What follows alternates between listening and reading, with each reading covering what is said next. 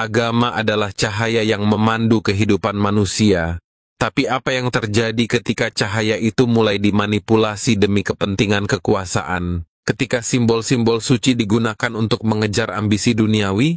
Di balik klaim membela umat, ada sesuatu yang lebih dalam. Benarkah mereka murni memperjuangkan nilai agama, atau justru memperalat agama demi agenda politik? Mari kita bongkar fakta di balik topeng ini. Bersama-sama, kita cari tahu apa yang sebenarnya terjadi.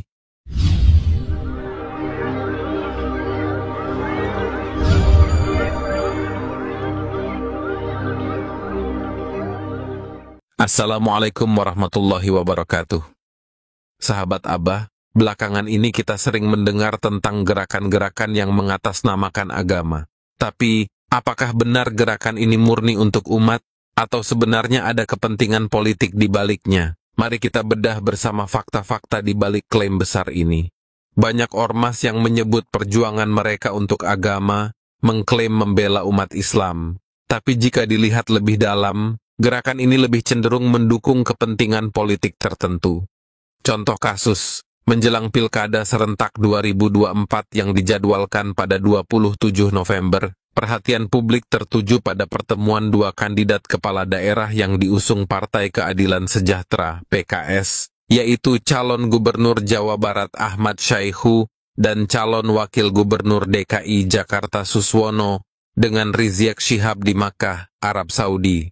Sekretaris Majelis Syuro PA 212, Slamet Ma'arif, mengonfirmasi pertemuan ini sebagai silaturahmi, sekaligus untuk memperkuat dukungan FPI terhadap pasangan Syaihu Ilham Habibie di Jawa Barat dan Ridwan Kamil Suswono di DKI Jakarta. Momen ini memunculkan pro kontra, menyoroti peran simbol agama dalam strategi politik menjelang pilkada.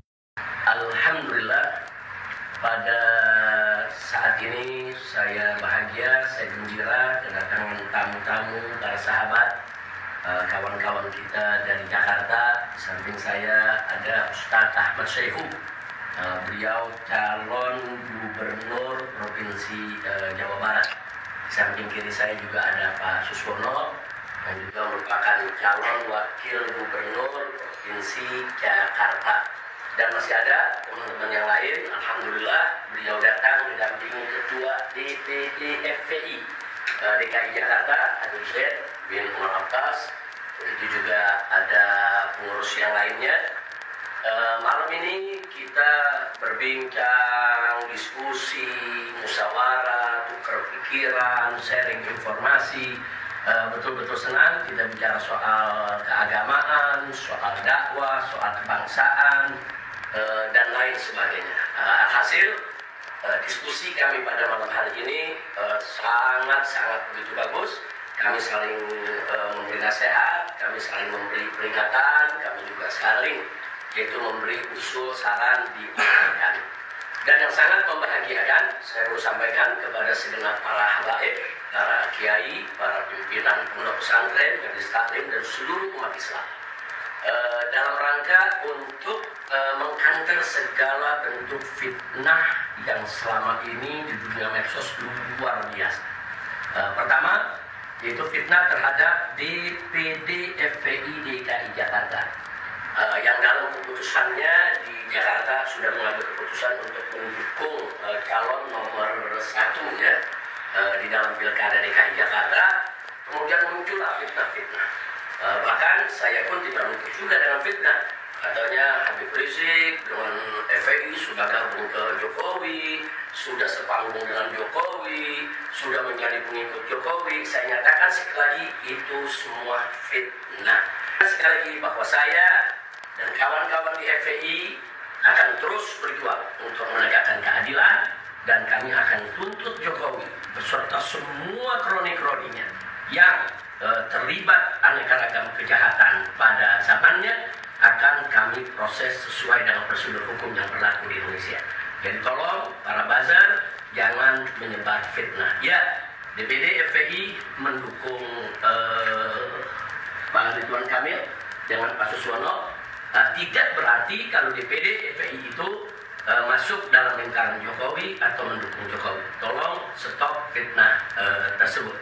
DPD FPI sudah punya hasil musyawarahnya, sudah punya hasil ijtihad politiknya bersama para habaib kiai yang ada di dalam kepengurusannya, dan saya mendukung penuh apa yang menjadi keputusan DPD FPI DKI. Nah, kenapa saya mendukung? Karena apa yang dilakukan oleh DPD FPI DKI Jakarta sudah sesuai dengan arahan maklumat Tripilar. Maklumat FPI, GNPF Ulama, Persada 212 yang sebelum saya berangkat ke Mekah itu sudah kami sepakati. Nah, selama ada cabang-cabang FPI di seluruh Indonesia yang mengambil ijtihad politik di dalam Pilkada serentak 2024 yang mengikuti arahan daripada maklumat Tripilar tersebut, saya akan mendukung penuh tanpa ragu. Termasuk yang di Jawa Barat, di mana DPD FPI Jawa Barat di sana dipimpin oleh Kiai Haji Maksum Hasan, begitu juga ada Habib Saki, Ali Terus. Nah, di dalam musyawarah para ulama, para sepuh yang ada di DPD FPI Jawa Barat, yaitu mendukung pasangan asih, yaitu Pak Ahmad Saihu dan Pak Ilham Hadibi. Jadi saya mendukung penuh yaitu putusan daripada hasil ijtihad politik DPD FPI Jawa Barat. Pernyataan mereka seolah ingin mengarahkan bahwa pilihan politik mereka adalah pilihan terbaik menurut Islam. Tapi benarkah klaim itu mewakili seluruh umat Islam?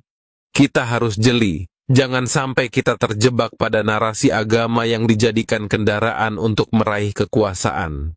Salah satu contoh klaim besar adalah penyebutan seorang tokoh sebagai imam besar umat Islam. Padahal jika ditelaah lebih jauh, tokoh ini hanyalah pemimpin ormas tertentu yang pengikutnya terbatas di Indonesia. Penggunaan istilah imam besar seolah menciptakan kesan bahwa tokoh ini adalah representasi seluruh umat Islam di Indonesia, bahkan dunia. Ini adalah strategi komunikasi politik yang kuat, tetapi jelas tidak sesuai dengan realitas. Imam besar atau sekadar pemimpin kelompok kecil, kita harus mempertanyakan setiap klaim, terutama jika digunakan untuk membenarkan pilihan politik tertentu. Fenomena ini sebenarnya bukan hal baru. Narasi agama sering digunakan dalam momentum politik untuk menggiring massa. Namun, masyarakat Indonesia kini semakin cerdas dan tidak mudah terjebak dalam permainan ini. Contoh kasus. Pilihan politik yang didukung tokoh besar tadi di beberapa daerah justru mengalami kekalahan. Ini menunjukkan bahwa masyarakat tidak lagi mudah tergiring oleh narasi agama yang dipolitisasi. Perbedaan pandangan politik bahkan terlihat dalam lingkup ormas itu sendiri. Di satu sisi, ada yang mendukung kandidat tertentu. Di sisi lain, tokoh-tokoh besar mulai mengambil jarak dari gerakan tersebut. Masyarakat sudah bosan dengan narasi yang itu-itu saja. Mereka mulai melihat mana pemimpin yang benar-benar tulus dan mana yang hanya mencari keuntungan politik. Fatwa yang dikeluarkan ormas tertentu sering dianggap mewakili pandangan seluruh umat Islam. Padahal, fatwa ini sebenarnya hanya mencerminkan kepentingan kelompok tertentu. Sebagai pemilih yang cerdas, kita harus memahami bahwa fatwa politik ini tidak memiliki dasar yang mewakili semua umat. Justru, ini adalah bentuk mobilisasi untuk mendukung agenda politik golongan tertentu. Fatwa politik itu bukan fatwa agama. Jangan sampai kita salah paham dan salah langkah dalam menentukan pilihan. Dalam memilih pemimpin, lihat gestur, perilaku, dan komitmen nyata mereka kepada masyarakat. Pemimpin sejati adalah mereka yang bekerja untuk rakyat, bukan untuk kelompok atau golongannya sendiri. Kita bisa membedakan mana yang tulus dan mana yang tidak. Jangan terjebak pada klaim semata. Pilihlah pemimpin yang benar-benar mencintai masyarakat.